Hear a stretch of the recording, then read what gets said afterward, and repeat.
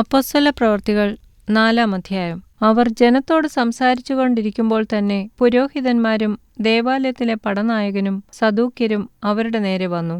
അവർ ജനത്തെ ഉപദേശിക്കയാലും മരിച്ചവരിൽ നിന്നുള്ള പുനരുത്ഥാനത്തെ യേശുവിന്റെ ദൃഷ്ടാന്തത്താൽ അറിയിക്കയാലും നീരസപ്പെട്ടു. അവരെ പിടിച്ച് വൈകുന്നേരമാകൊണ്ട് പിറ്റേന്നാൾ വരെ കാവലിലാക്കി. എന്നാൽ വചനം കേട്ടവരിൽ പലരും വിശ്വസിച്ചു. പുരുഷന്മാരുടെ എണ്ണം തന്നെ 5000-ഓളമായി. പിറ്റേന്നാൾ അവരുടെ പ്രമാണികളും മൂപ്പന്മാരും ശാസ്ത്രിമാരും യെരുശലേമിൽ ഒന്നിച്ചുകൂടി.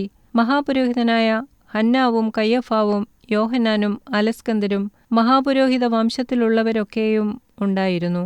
ഇവർ അവരെ നടുവിൽ നിർത്തി, ഏതു ശക്തികൊണ്ടോ ഏതു നാമത്തിലോ നിങ്ങൾ ഇത് ചെയ്തു എന്ന് ചോദിച്ചു.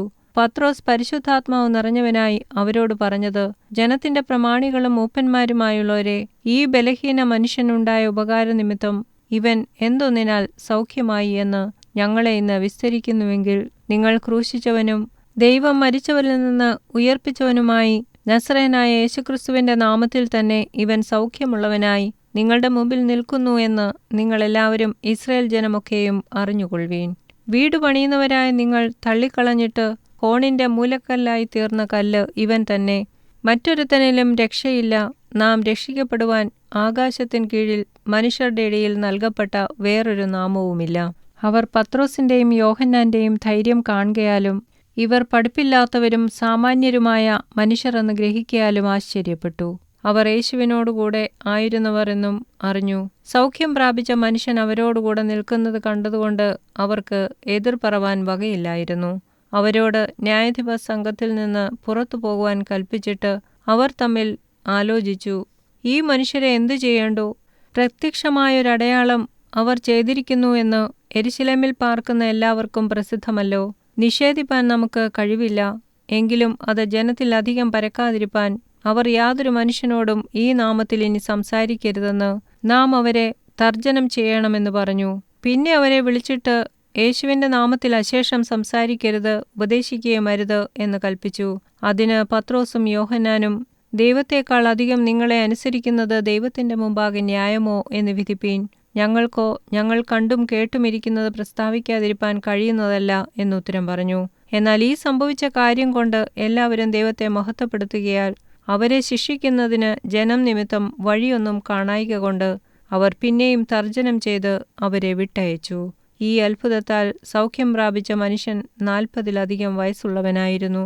വിട്ടയച്ച ശേഷം അവർ കൂട്ടാളികളുടെ അടുക്കൽ ചെന്ന് മഹാപുരോഹിതന്മാരും മൂപ്പന്മാരും തങ്ങളോട് പറഞ്ഞതെല്ലാം അറിയിച്ചു. അത് കേട്ടിട്ട് അവർ ഒരുമനപ്പെട്ട് ദൈവത്തോട് നിലവിളിച്ചു പറഞ്ഞത്, ആകാശവും ഭൂമിയും സമുദ്രവും അവയിലുള്ള സകലവും ഉണ്ടാക്കിയ നാഥനെ, ജാതികൾ കലഹിക്കുന്നതും വംശങ്ങൾ വ്യർത്ഥമായത് നിരൂപിക്കുന്നതും എന്ത്? ഭൂമിയിലെ രാജാക്കന്മാർ അണിനിരക്കുകയും അധിപതികൾ കർത്താവിന് വിരോധമായും അവന്റെ അഭിഷിക്തന് വിരോധമായും ഒന്നിച്ചുകൂടുകയും ചെയ്തിരിക്കുന്നു എന്ന് നിന്റെ ദാസനായ ദാവീദ് മുഖാന്തരം പരിശുദ്ധാത്മാവിനാൽ അരുളിച്ചെയ്തവനെ, നീ അഭിഷേകം ചെയ്ത യേശു എന്ന നിന്റെ പരിശുദ്ധ ദാസന് വിരോധമായി ഹെരോദാവും പൊന്തിയോസ് പീലാത്തോസും ജാതികളും ഇസ്രായേൽ ജനവുമായി ഈ നഗരത്തിൽ ഒന്നിച്ചുകൂടി സംഭവിക്കണം എന്ന് നിന്റെ കൈയും നിന്റെ ആലോചനയും മുൻ നിയമിച്ചതൊക്കെയും ചെയ്തിരിക്കുന്നു സത്യം. ഇപ്പോഴോ കർത്താവേ, അവരുടെ ഭീഷണികളെ നോക്കേണമേ. സൗഖ്യമാക്കുവാൻ നിന്റെ കൈ നീട്ടുന്നതിനാലും നിന്റെ പരിശുദ്ധദാസനായ യേശുവിന്റെ നാമത്താൽ അടയാളങ്ങളും അത്ഭുതങ്ങളും ഉണ്ടാകുന്നതിനാലും നിന്റെ വചനം പൂർണ്ണ ധൈര്യത്തോടും കൂടെ പ്രസ്താവിപ്പാൻ നിന്റെ ദാസന്മാർക്ക് കൃപ നൽകണമേ. ഇങ്ങനെ പ്രാർത്ഥിച്ചപ്പോൾ അവർ കൂടിയിരുന്ന സ്ഥലം കുലുങ്ങി. എല്ലാവരും പരിശുദ്ധാത്മാവ് നിറഞ്ഞവരായി ദൈവവചനം ധൈര്യത്തോടെ പ്രസ്താവിച്ചു. വിശ്വസിച്ചവരുടെ കൂട്ടം ഏകഹൃദയവും ഏക മനസ്സുമുള്ളവരായിരുന്നു. തനിക്കുള്ളതൊന്നും സ്വന്തം എന്നാരും പറഞ്ഞില്ല. സകലവും അവർക്ക് പൊതുവായിരുന്നു. അപ്പോസ്തലന്മാർ മഹാശക്തിയോടെ കർത്താവായ യേശുവിന്റെ പുനരുത്ഥാനത്തിന് സാക്ഷ്യം പറഞ്ഞു വന്നു. എല്ലാവർക്കും ധാരാളം കൃപ ലഭിച്ചിരുന്നു. മുട്ടുള്ളവൻ ആരും അവരിൽ ഉണ്ടായിരുന്നില്ല. നിലങ്ങളുടെയോ വീടുകളുടെയോ ഉടമസ്ഥന്മാരായവരൊക്കെയും അവയെ വിറ്റ് വില കൊണ്ടുവന്ന് അപ്പോസ്തലന്മാരുടെ കാൽക്കൽ വെക്കും. പിന്നെ ഓരോരുത്തന് അവനവന്റെ ആവശ്യം പോലെ വിഭാഗിച്ചു കൊടുക്കും.